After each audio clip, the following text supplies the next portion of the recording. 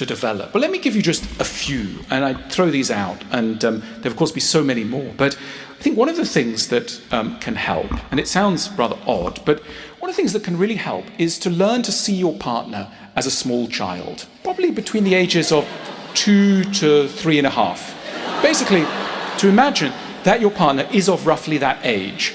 Now, the reason I say this is that all of us nowadays are really pretty good around 2 to 3.5-year-olds. So let's imagine you've got one of those things at home, and you're cooking a dinner, and I don't know, you've made some schnitzel, potatoes, broccoli, and you give the kid the dinner.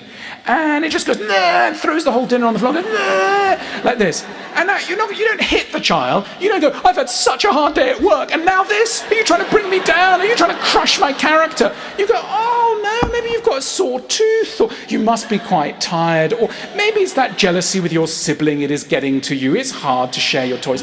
We'll come up with very gentle explanations of why a piece of behavior has appeared on the horizon that seems pretty mean.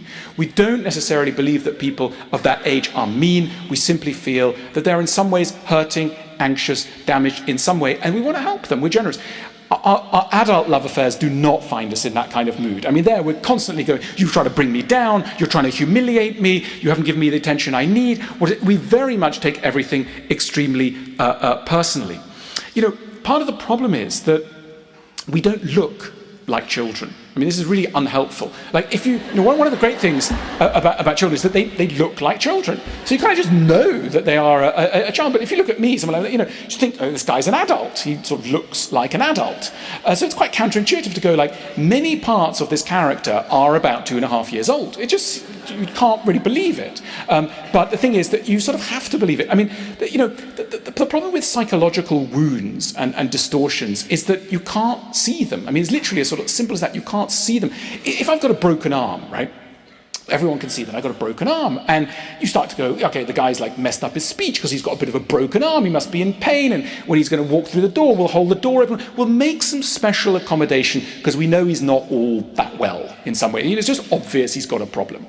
The thing is that all of us are kind of like that, broken inside in various key ways, but there's no easy way of signaling it, right? We can't signal that we've got these wounds and breakages, etc. And so our partners don't necessarily give us the accommodation that they would. And that's why it's so important to realize that, of course, wandering through the world, everybody is very severely broken and in need of a lot of forgiveness, and generally, on the whole, not mean, just frightened.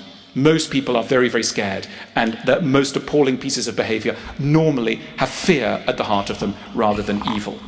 The other thing that's